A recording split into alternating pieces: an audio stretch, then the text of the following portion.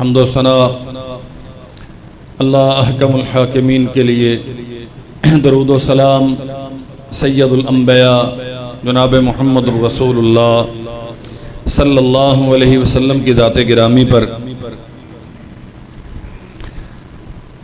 آزادی اللہ ذوالجلال والاکرام کی بہت بڑی نعمت ہے۔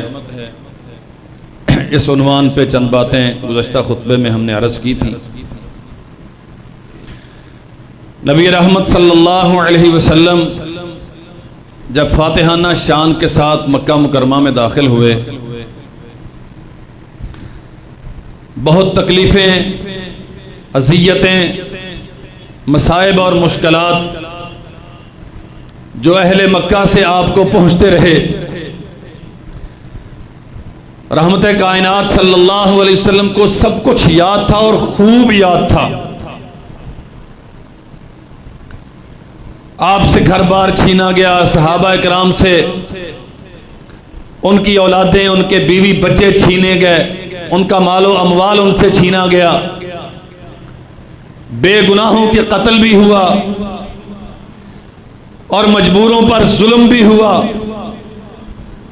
ماضی سارا رسول اللہ صلی اللہ علیہ وسلم کے ذہن پر نقش تھا، لیکن سب سے پہلا کام جو نبی رحمت صلی اللہ علیہ وسلم نے کیا اور جو در حقیقت ہماری ذمہ داری ہے، گزشتہ کل سیلیبریشن ہو گئی، تقریبات یہاں وہاں، ایوان اقتدار میں بھی میڈلز کی تقسیم بھی، عوام الناس نے بھی باجے بجا لیے، پرچم لہرا لیے، جگہ جگہ پہ پرچم کشائی ہو گئی، جلسے جلوس بنا لیے، یہ سب کچھ ہو گیا، لیکن جو اصل کام، جو فرض منصبی ہے، آزادی کے نتیجے میں جو ذمہ داری عائد ہوتی ہے، میں اس کی طرف توجہ مبذول کروانا چاہتا ہوں۔ رسول اللہ صلی اللہ علیہ وسلم بیت اللہ میں داخل ہوئے، صحیح بخاری اور مسلم دونوں میں روایات موجود ہیں۔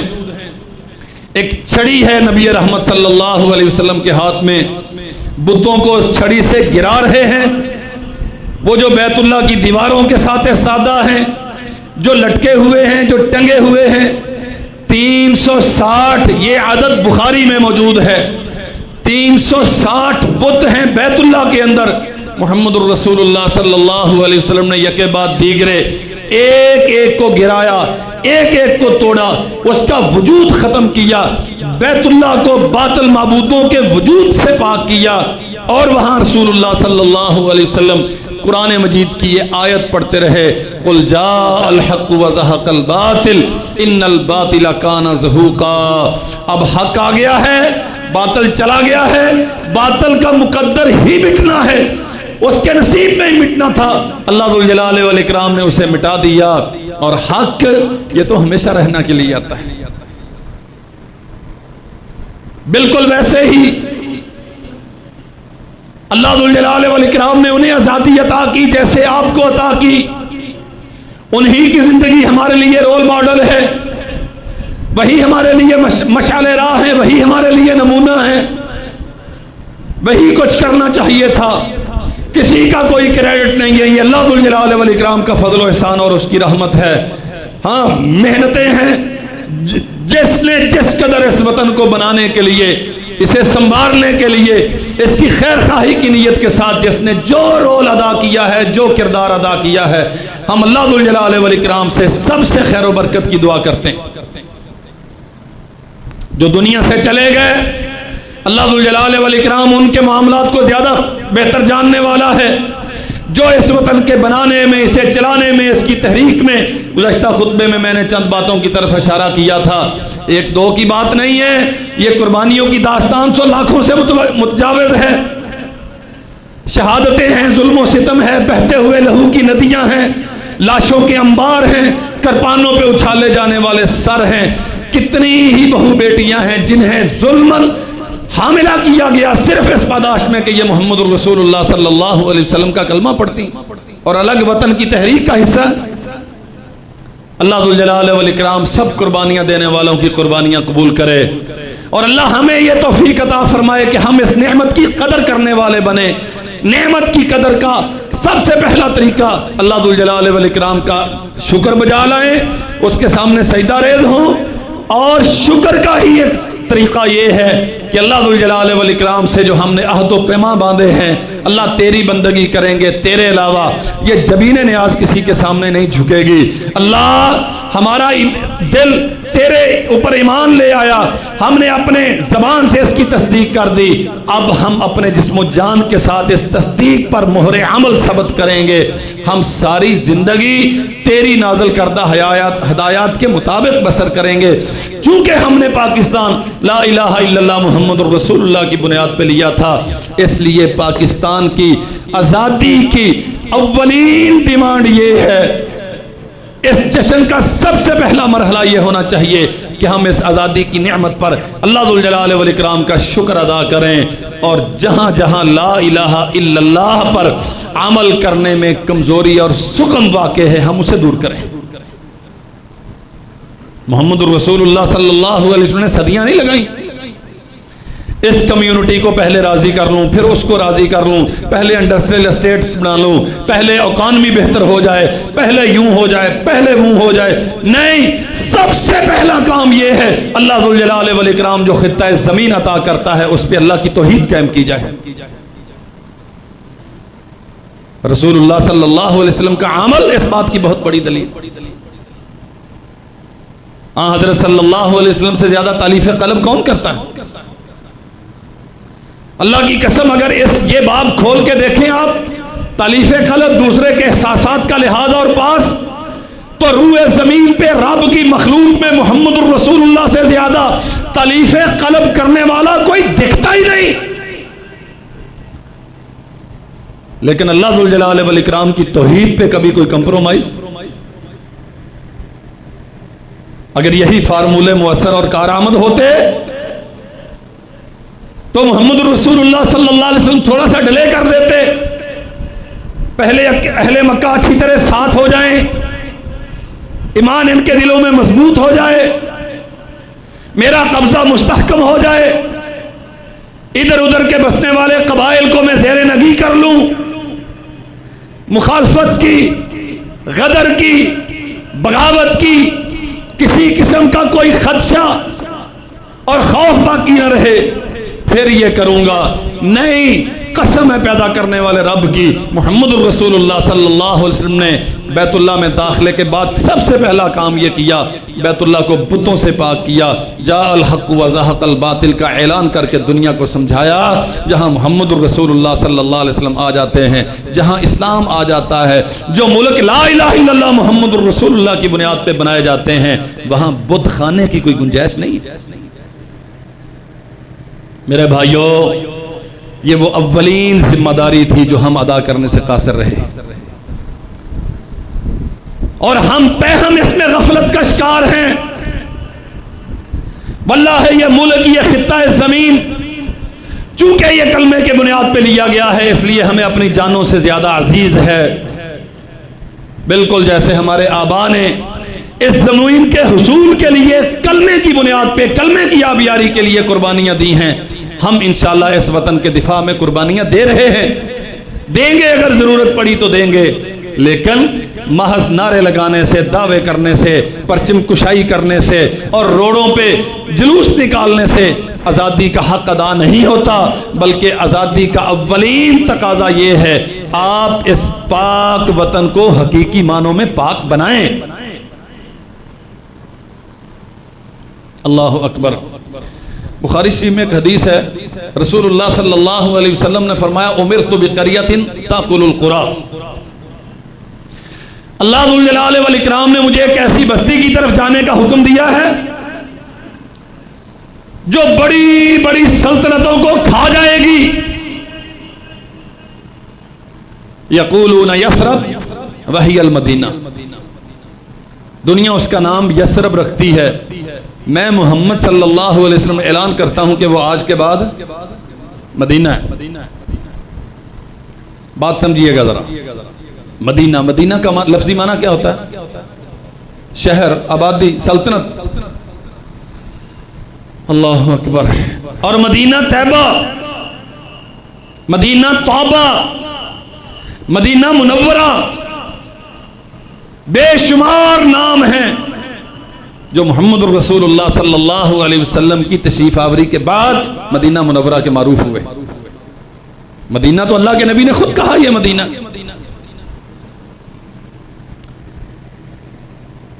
اس کا مقام کیا بیان کیا؟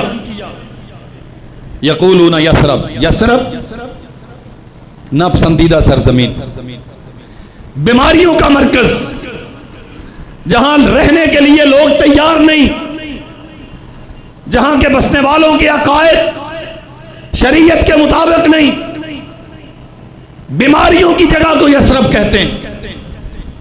رسول اللہ صلی اللہ علیہ وسلم نے واللہ اگر ہمیں سمجھ آ جائے، جب یہ اعلان کیا نا یقولون یثرب وہی المدینہ، لوگ اسے بیماریوں کی سرزمین کہتے ہیں، میں اسے مدینہ قرار دیتا ہوں، اس کا معنی یہ ہے روئے زمین پہ لوگ اسے ناپسند کرتے ہیں، اس میں رہنا نہیں چاہتے، لیکن میں محمد صلی اللہ علیہ وسلم یہ گارنٹی دیتا ہوں اب اہل ایمان کے لیے اس سے زیادہ پسندیدہ جگہ اور کوئی نہیں، اور نہیں ہے ہمارے لیے، یہ ہمارے ایمان کا حصہ ہے۔ نہ وہاں شرک رہا، آہستہ آہستہ بتدریج، نہ وہاں یہودی رہے، نکال دیے گئے، نہ عیسائیوں کو باقی رہنے دیا گیا، نہ نفاق باقی رہا۔ اللہ کے نبی صلی اللہ علیہ وسلم نے فرمایا جیسے بھٹی سونے کی میل دور کر دیتی ہے، مدینہ منورہ لوگوں کے دلوں سے یوں نفاق دور کر دیتا ہے۔ بالکل پاکیزہ سرزمین، پاکیزہ لوگوں کے لیے۔ ہمارا یہ دعویٰ ہے اور بجا ہے کہ روئے زمین پر مدینہ منورہ کے بعد کلمے کی بنیاد پہ تشکیل پانے والی سلطنت پاکستان ہے۔ مجھے نہیں معلوم اس کا نام تجویز کرنے والے ان حقائق سے کتنے آگاہ تھے، لیکن میرا وجدان کہتا ہے کہ اسلامیت تو ان کی بنیاد تھی، مدینہ طیبہ اور پاکستان۔ پاکستان یہ فارسی ترکیب ہے، اور مدینہ طیبہ یا مدینہ منورہ یہ عربی ترکیب ہے۔ اللہ کی قسم دونوں کا معنی ایک ہے۔ ستان، سرزمین، سلطنت، پاک۔ ہم کیا کہتے ہیں؟ اول کلمہ طیب، طیب معنی مدینہ، استان، سلطنت، ملک، طیب اور پاک۔ جو بنیاد مدینہ منورہ کی وہی بنیاد پاکستان کی، جو ہجرتوں کی صعوبتیں مدینہ کے لیے اٹھائی گئیں وہی اس وطن کے لیے اٹھائی گئیں، شہادتوں کی جو لمبی چوڑی داستانیں اس وطن کے بنانے میں وہی اس وطن کے بنانے میں۔ اور اللہ کی قسم ہم تو علی وجہ البصیرہ کہتے ہیں، سرور کونین نے مکہ کو چھوڑا لا الہ الا اللہ کے لیے، ہجرتوں کی صعوبتیں اختیار کی لا الہ الا اللہ کے لیے، سرزمین یثرب پہ آ کے بسیرا کیا، اجنبی سرزمین پہ آ کے آپ نے پڑاؤ ڈالا لا الہ الا اللہ کے لیے۔ مدینہ سے باہر تھے، یثرب سے باہر تھے، قباء پہ آئے، آگے وہاں مسجد قائم کی، دنیا کو بتایا لوگوں مکہ میں تھا تو بیت اللہ میں سر مسجود ہوتا تھا، یہاں چونکہ اللہ کی بندگی کے لیے گھر نہیں ہے، نئی سلطنت، آزادی، ملک، اس کا اولین تقاضا یہ ہے ایک وحدہ لم یزل کے سامنے جبین نیاز جھکانے کے لیے مسجد بناؤ۔ اور ہم تو کہا ہمارے تو بڑے کہتے تھے ہمیں پاکستان کی سرزمین سے ایسے ہی محبت ہے جیسے مسجد سے محبت ہوتی ہے۔ یہ جوا بازاری کے لیے نہیں تھا، یہ شراب کے لائسنس جاری کرنے کے لیے نہیں بنایا گیا، یہ مسجدیں گرانے کے لیے نہیں، یہ مسجدیں بنانے کے لیے بنایا گیا تھا۔ فرق سمجھے آپ؟ رحمت کائنات مدینہ میں آئے، ہم سب جانتے ہیں، ہم سیرت بہت سنتے ہیں، بہت بیان کرتے ہیں، کاش کہ کبھی سیرت پہ تدبر کریں۔ رہنے کے لیے جگہ، اللہ اکبر، اس استقبال کے لیے لوگ موجود ہیں، اپنی اپنی ڈیمانڈ بھی رکھتے ہیں، حضور میرے گھر تشریف لائیں، میرے گھر تشریف لائیں۔ رحمت کائنات نے کیا فرمایا؟ چھوڑ دو، میرا رستہ چھوڑ دو، جہاں جا کے میری سواری رک جائے گی وہاں میری جائے رہائش ہوگی۔ اور جہاں رسول اللہ کی سواری رکی، سیدنا ابو ایوب انصاری رضی اللہ عنہ کے دروازے پر اللہ کے نبی وہاں رہے، اور آج وہ جگہ کہاں ہے؟ مسجد نبوی کی بنیاد محمد رسول اللہ نے اسی جگہ پر رکھی۔ قباء میں رکے تو مسجد قباء بنائی، ابو ایوب انصاری کے گھر میں رکے تو آ کے مسجد بنائی۔ گویا سبق دیا پاکستانیوں، 78واں یوم آزادی سیلیبریٹ کرنے والوں، تم دیکھو اس آزادی کے مطالبے، اس آزادی کی تقاضے کے طور پہ کیا تم نے پاکستان کو مسجد کا ملک بنایا؟ کیا پاکستان واقعتاً سجدہ گاہ ہے؟ کیا آزادی لینے کے بعد اسے شرک کے اڈوں سے، بت خانوں سے، غیر اللہ کی پرستش سے پاک کر دیا؟ جیسے محمد رسول اللہ نے بیت اللہ کو پاک کیا تھا، اور صرف بیت اللہ کو پاک نہیں کیا، چند دنوں کے اندر 1.5 ہفتے کا ٹوٹل ٹائم ہے۔ محمد رسول اللہ صلی اللہ علیہ وسلم فتح مکہ کے بعد مکہ میں ٹھہرے صرف 1.5 ہفتہ، اور آپ حیران ہوں گے اللہ کے نبی نے عمرہ نہیں کیا۔ اللہ اکبر۔ رسول اللہ صلی اللہ علیہ وسلم نے اس سفر میں عمرہ نہیں کیا، کیا کیا؟ سرزمین مکہ اور اس کے گرد و نواح کو غیر اللہ کی پرستش سے پاک کیا۔ خالد جا لشکر لے جا، علی آپ بھی جائیں، صحابہ اکرام کے دستے مقرر کیے، لات و منات کا وجود باقی نہ رہے، حبل اور عزا کا تصور باقی نہ رہے، کوئی توڑ کے آیا تو نہ مکمل چھوڑ کے آ گیا۔ اللہ کے نبی صلی اللہ علیہ وسلم نے خالد سے کہا جا، دوبارہ جا، اور وہ جو پتھر ہے اسے مار، اس کے ٹکڑے اڑا دے، اس میں سے جو نظر آئے تجھے اسے بھی قتل کر دے۔ محمد رسول اللہ صلی اللہ علیہ وسلم نے یہ چاروں بت بیت اللہ کے باہر تھے، یہ بڑے بڑے اہل مکہ کے بت مکہ کی اس زمانے کی آبادی سے بھی دور تھے۔ محمد رسول اللہ صلی اللہ علیہ وسلم نے سب کے پرخچے اڑوا دیے۔ نہیں، آزادی کا اولین تقاضا یہ ہے جس زمین کو ہم نے حاصل کیا ہے وہ اللہ ذوالجلال والاکرام کے لیے خالص کی جائے گی، اس زمین پر غیر اللہ کے سامنے کبھی کسی کی جبین نیاز نہیں جھکے گی۔ پاکستان اس لیے بنایا گیا، کوئی اور وجہ نہیں تھی۔ نہ ہمارے آبا کو دکانوں کا مسئلہ تھا، نہ کاروبار سیاست کا مسئلہ تھا، نہ دنیا داری کا تقاضا تھا۔ لا الہ الا اللہ محمد رسول اللہ سے محبت اور عقیدت تھی کہ قربانیاں دیں اور اس وطن کی طرف، لیکن بدقسمتی سے ہم نے اجتماعی اور انفرادی دونوں سطحوں پر اس عہد وفا کو نبھانے میں ناکامی کا سامنا کیا، نہیں اپنی ذمہ داری ادا کی۔ سال کے بعد پرچم کشائی کر لی اور ہم نے سمجھا کہ ہم نے آزادی کا حق ادا کر دیا۔ تیری زبان پہ ہے نعرہ پاکستان کا مطلب کیا، لا الہ الا اللہ، ذرا اندر کو ٹٹول کے دیکھ اس دل میں کیا ہے؟ کیا یہ لا الہ الا اللہ یہاں بھی ہے؟ کیا تیرے ایجوکیشن سسٹم میں بھی لا الہ الا اللہ ہے؟ کیا تیرا نظام تعلیم، تیرا اسکول، تیرا کالج، تیری یونیورسٹی اور تیرے پروفیشنل ادارے کیا یہ لا الہ الا اللہ کی تعلیم دے رہے ہیں؟ کیا تیرا نظام عدل لا الہ الا اللہ پہ استوار ہے؟ کیا تیرا سیاسی ڈھانچہ لا الہ الا اللہ پہ استوار ہے؟ وہ عظیم الشان کلمہ توحید لا الہ الا اللہ محمد رسول اللہ جو پارلیمنٹ کی پیشانی پہ کنندہ ہیں، کیا وہ اسپیکر کی ٹیبل پہ بھی ہے؟ کیا وہ مقننہ کے سامنے بھی ہے؟ کیا تیرے قانون سازی کرنے والی کمیٹیاں اور ادارے ان کے سامنے بھی ہے؟ کیا جانتے ہیں وہ لا الہ الا اللہ محمد رسول اللہ کی ڈیمانڈ اور تقاضے کیا؟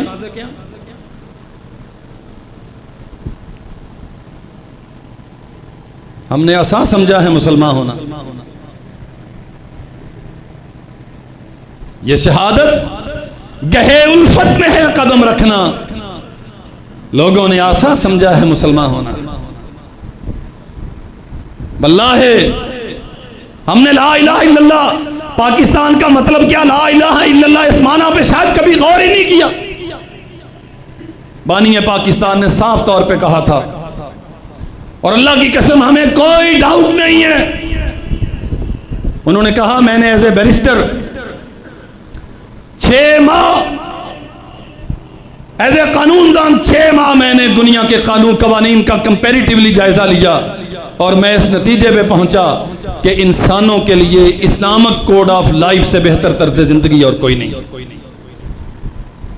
اس لیے جا بجا انہوں نے کہا ہم پاکستان کو اسلام کی تجربہ گاہ بنانا چاہتے ہیں، اور ہم تو صاف طور پہ یہ سمجھتے ہیں جیسے محمد رسول اللہ صلی اللہ علیہ وسلم نے بیت اللہ کو بتوں سے پاک کر کے وہاں سے جا الحق وزہق الباطل کا نعرہ بلند کیا، اور وہاں سے پھر قافلے روانہ کر کے گرد و نواح کو بتوں سے پاک کیا۔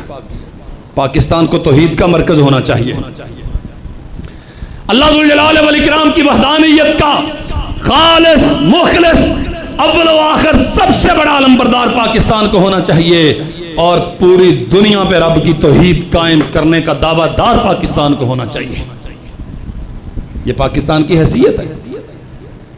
تاکل القرى، رسول اللہ نے یثرب کے متعلق فرمایا تھا ہم نے اسے شرک سے پاک کر دیا، اللہ نے اسے بیماریوں سے پاک کر دیا، یہ نفاق سے پاک ہو گیا، اب یہ بڑی بڑی سلطنتوں کو کھائے گا، ہر وہ سلطنت جو اللہ کی بغاوت پر قائم ہے اسے مدینہ باقی نہیں رہنے دے گا۔ یہ پاکستان کا افیشل اسٹیٹس ہے، یہ اللہ ذو الجلال والاکرام کی طرف سے طے کردہ حیثیت ہے۔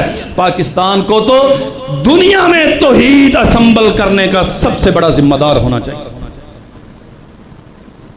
ہر قدم پر بت خانے، ہر گلی میں شرک کے اڈے، اور اس قدر زیادہ نہ عقیدے کی تعلیم، نہ ایمانیات سے واقفیت، پورے کے پورے نظام اللہ کی بغاوت پر مبنی اور پوری زندگی رب کی بغاوت پر مبنی۔ یاد رکھو قرآن مجید نے صاف طور پہ کہا الم یروا کم اہلکنا من قبلہم من قرن مکناہم فی الارض ما لم نمکن لکم وارسلنا السماء علیہم مدرارا وجعلنا الانہار تجری من تحتہم فاہلکناہم بذنوبہم وانشأنا من بعدہم قرنا آخرین۔ تم کیا سمجھتے ہو؟ مضبوط فوج، ایٹمی صلاحیت، 25 کروڑ کی آبادی، یہ لہلہاتے کھیتوں کھلیان، یہ بہتے ہوئے دریا، شاندار تمہارے موسم، اور روزانہ خبریں چلتی ہیں فلاں جگہ پہ اتنا سونا آ گیا، فلاں جگہ پہ اتنا پیٹرولیم برآمد ہو گیا، یہ ہو گیا وہ ہو گیا، اور تمہارا یہ پوٹینشل یہ تمہیں بچا لے گا؟ قرآن کہتا نہیں، ہم نے تم سے پہلے بھی لوگوں کو سلطنتیں دی، ہم نے تم سے پہلے بھی لوگوں کو حکومتوں سے سرفراز کیا۔ ما لم نمکن لکم، ان کے وسائل، ان کی ٹیکنالوجی، ان کی فوجیں، اللہ اکبر، ان کی سائنسی ترقی اتنی زیادہ تھی تم نہیں وہاں تک پہنچے۔ اور یہ یاد رکھو یہ جو ایجادات کو ہم نے ترقی کا نام دے لیا اور ہم سمجھتے ہیں کہ ہم سائنسی اعتبار سے وہاں پہنچ گئے ہیں جہاں دنیا میں پہلے کوئی پہنچا ہی نہیں، یہ وہ بندہ کہتا ہے جو تاریخ انسانی سے ناواقف ہے۔ ہر دور کی قوم کو اللہ ذو الجلال والاکرام نے ان کی ضرورت کے سامان فراہم کیے، اور ہر زمانے کے لوگوں نے اپنی ضروریات حاصل کی اور اپنے تقاضوں کے مطابق ترقی کی۔ یہ کوئی روئے زمین پہ پہلی ترقیاں نہیں ہیں۔ قرآن کہتا ہے ما لم نمکن لہم، ہم نے اتنے زیادہ وسائل دیے انہیں، تمہیں نہیں اتنے دیے۔ ارسلنا علیہم من السماء مدرارا وارسلنا السماء علیہم مدرارا وجعلنا الانہار تجری من تحتہم، آسمانوں سے بھی برکتیں آتی تھی، زمین بھی ان کے لیے برکتیں اگلتی تھی۔ فاہلکناہم بذنوبہم، گناہوں کی اس قدر کثرت ہوگی، اللہ فرماتے ہم نے سب کو برباد کر دیا۔ میرے بھائیوں، واللہ میں بھی بڑا خوش ہوں کہ میرے وطن کا 78واں یوم پیدائش ہے آج، لیکن 78 سال میں ہم نے کیا 78 سال بعد بھی ہماری پوزیشن یہ ہے کہ یہاں مسجدیں گرائی جا رہی ہیں، شراب خانوں کے لائسنس جاری ہو رہے ہیں، مذہبی اداروں پر پابندیاں ہیں، علماء زمانے کا سب سے حقیر مخلوق ہیں، کتاب و سنت کی تحقیر ہوتی ہے۔ یہ اسی وطن میں ہے جو لا الہ الا اللہ محمد رسول اللہ کی بنیاد پر لیا گیا، اور بات محض حکومتوں کی نہیں، ایوان اقتدار کی نہیں، عوام الناس۔ میں اپنے بھائیوں سے درخواست کرتا ہوں ذرا اپنے آپ کو ٹٹول کے دیکھیں ہماری کیفیت کیا ہے، ہمیں کتاب و سنت سے محبت کتنی ہے، دنیا کی رسمی تعلیموں سے محبت کتنی ہے، ہمارے وسائل کا بڑا حصہ کہاں پہ خرچ ہوتا ہے، ہماری ترجیحات کیا ہیں؟ الذین ان مکناہم فی الارض اقاموا الصلاۃ۔ پاکستانیوں تمہاری پہلی ذمہ داری یہ تھی کہ تم پاکستان کو غیر اللہ کی عبادت سے پاک کرتے، ایک اللہ ذو الجلال والاکرام کی عبادت کے لیے سے خالص کرتے، اور پھر تمہاری ذمہ داری یہ تھی اقاموا الصلاۃ، تم اپنے جسموں پر، اپنے ماحول پر، اپنے گھر پر، اپنے تن و توش پر، اپنے گرد و پیش پر اسلام نافذ کرتے، اور دن میں 5 مرتبہ تمہاری جبین نیاز رسول اللہ کے سکھائے ہوئے طریقوں کے مطابق اللہ کے سامنے سجدہ ریز ہوتی۔ 3% لوگ ہیں پورے پاکستان میں جو نماز پڑھتے ہیں۔ پاکستان کا مطلب کیا؟ لا الہ الا اللہ، لیکن مسجد ویران ہے۔ پاکستان کا مطلب کیا؟ لا الہ الا اللہ، لیکن زکوٰۃ دینے کے لیے تیار کوئی نہیں۔ پاکستان کا مطلب کیا؟ لا الہ الا اللہ، لیکن گھروں کا ماحول غیر اسلامی ہے، ایجوکیشن نظام غیر اسلامی ہے، تیرا پولیٹیکل سیٹ اپ سارا وہ امریکہ سے برآمد کردہ ہے، تیرا اکنامک سسٹم سارا وہ یہودیوں سے مستعار لیا ہوا ہے، تیرے رسم و رواج سارے انہی کے ہیں جن سے تو دامن چھڑا کے یہاں آیا تھا۔ کیا اسلام کے عقائد کافی نہیں ہمارے لیے؟ کیا اسلامی طرز زندگی کافی نہیں ہمارے لیے؟ اور کیا اسلام مکمل تہذیبی ورثہ نہیں آپ کو دیتا؟ اور یاد رکھو، ایک ہے سستی، انسان ہے غفلت کرتا ہے، کوتاہی ہوتی ہے، جہالت کی وجہ سے، فطری کمزوریوں کی وجہ سے، حالات کے جبر کی وجہ سے انسان وائلیشن کر بیٹھتا ہے، اللہ تعالیٰ معاف بھی کر دیتا ہے۔ لیکن جو بندہ یہ سمجھتا ہے نا کہ اسلام دور حاضر کی ضروریات پوری کرنے سے قاصر ہے، جو بندہ غیر اسلامی تہذیب کو یہ سمجھ کے اختیار کرتا ہے نہیں جی اب حالات وہ نہیں رہے، حالات کا تقاضا یہ ہے کہ اب یوں کرنا ہے، اور وہ ویسا کرتا ہے جس سے اسلام اسے روکتا ہے، تو اس کا معنی یہ ہے کہ وہ اسلام پر عدم اعتماد کا اظہار کرتا ہے، اور جو اللہ کے دین پر عدم اعتماد کا اظہار کرتا ہے وہ ہر دن کو 14 اگست بنائے اور روزانہ نعرہ لگائے پاکستان کا مطلب کیا، تیرا میرا رشتہ کیا، لا الہ الا اللہ۔ تو نے اسلام کے تہذیبی ورثے پر حرف اعتراض اٹھا دیا، تو نے اسلام کے عقائد پر تشکیک کا اظہار کر دیا، تیرا لا الہ الا اللہ کے ساتھ کیا تعلق باقی رہا؟ تیرا لا الہ الا اللہ، تیرا یہ سبز حلالی پرچم، تیری 18 لاکھ 20 لاکھ شہداء کی کٹی ہوئی گردنیں تجھے یہ سمجھاتی ہیں تیری تہذیب بھی اسلام ہے، تیرے عقائد بھی اسلام ہیں، تیرا طرز زندگی بھی اسلام ہے، تیری غمی خوشی کے سارے معیارات بھی اسلام ہیں، تیری زندگی میں اسلام کے علاوہ کچھ نہیں ہونا چاہیے۔ تیری پارلیمنٹ اسلام کی پشت باں، تیری مقننہ اسلام کی محافظ، تیری فوج اسلام کی نمائندہ، تیری عوام اسلام کی علمبردار، تیرے وسائل اسلام کی نشر و اشاعت کے ذمہ دار، تیری انڈسٹری اسلام کی ترویج کے لیے بروئے کار آئے۔ قسم ہے پیدا کرنے والے رب کی، اگر یہ ملک اسلام کا ملک ہے، اگر واقعتاً پاکستان کا مطلب لا الہ الا اللہ ہے، اگر واقعتاً تیرا میرا رشتہ لا الہ الا اللہ ہے، تو پھر ہماری زندگی لا الہ الا اللہ کے لیے ہونی چاہیے، اس کے علاوہ کوئی گنجائش نہیں کسی چیز کی۔ ہم نے کیا سمجھا ہے لا الہ الا اللہ کیا ہے؟ نبی کریم صلی اللہ علیہ وسلم نے فرمایا سیدنا نوح علیہ السلام نے اپنے بیٹے کو نصیحت کی، وصیت کی، آمرکم بلا الہ الا اللہ، بیٹے میں تجھے لا الہ الا اللہ کی وصیت کرتا ہوں۔ ہم جو گلی کوچوں میں، چوکوں چراہوں میں، قدم قدم پر بڑوں کو چھوٹوں کو ہر ایک کو کہہ رہے ہیں کہ اس پاکستان کو لا الہ الا اللہ کا پاکستان بناؤ، لوگ ہمیں سمجھاتے نہیں، حالات کے تقاضے یہ ہیں، اب 21ویں صدی عیسوی ہے، اب کمپیوٹر کا دور ہے، اب فلاں ہے، اب فلاں ہے۔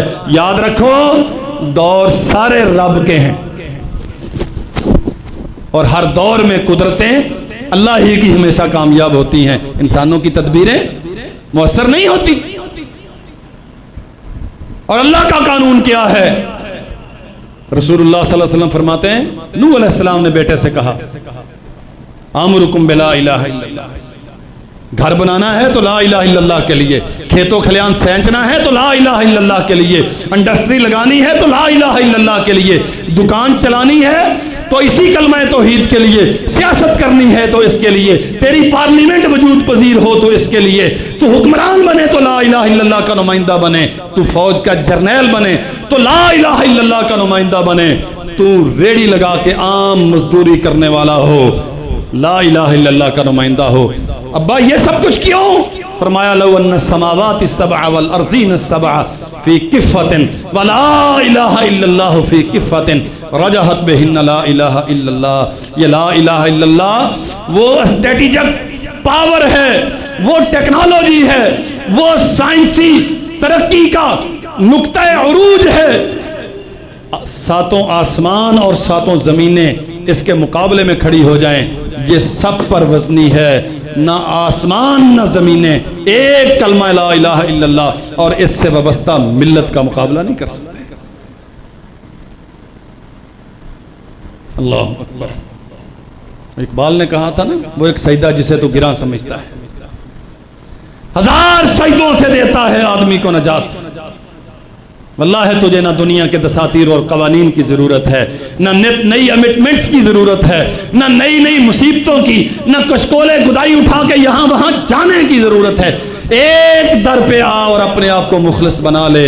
لو ان السماوات السبع والارضین السبع کن حلقۃ مبہمہ قسمتہن لا الہ الا اللہ۔ ساتوں آسمان اور ساتوں زمینیں، مجھے کہنے دیجئے آج کی زبان میں ترجمہ کروں، امریکہ بھی، اس کے سارے حواری بھی، بر اعظم آسٹریلیا بھی، اور سارا یورپ اور اس کی ساری حکومتیں اور ساری ٹیکنالوجی، اور برمنگم پیلس بھی، وائٹ ہاؤس بھی، اور ہندوستان کے یہ 33 کروڑ بتوں کے پرستش کرنے والے ہندو اور مشرک پلید بھی، یہ سارے کھڑے ہو جائیں تیرے مقابلے میں، کن حلقۃ مبہمہ، 7 آسمان تجھے مٹانے کے لیے آ جائیں، 7 زمینیں تجھے مٹانے کے لیے آ جائیں، اور تو لا الہ الا اللہ کے ساتھ مخلص ہو، قسمتہن لا الہ الا اللہ۔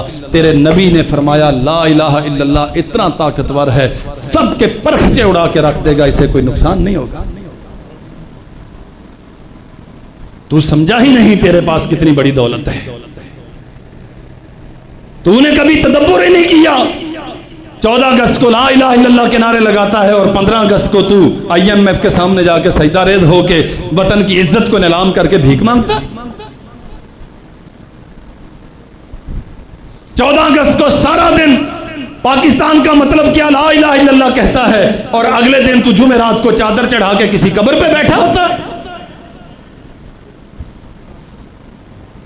مسجدیں ویران ہیں، قرآن مجید کبھی کھولا نہیں، رسول اللہ کی حدیث کبھی پڑھی نہیں، سیرت کبھی سیکھی نہیں، سنت کا فہم کبھی حاصل نہیں کیا، اہل علم سے تجھے رشتہ کوئی نہیں، تعلق کوئی نہیں، اور تیرے یہ نعرے اور تیری یہ پرچم کشائی اور تیرے یہ کمکمے لا الہ الا اللہ محمد رسول اللہ کے یہ نعرے کیا کرتے ہیں؟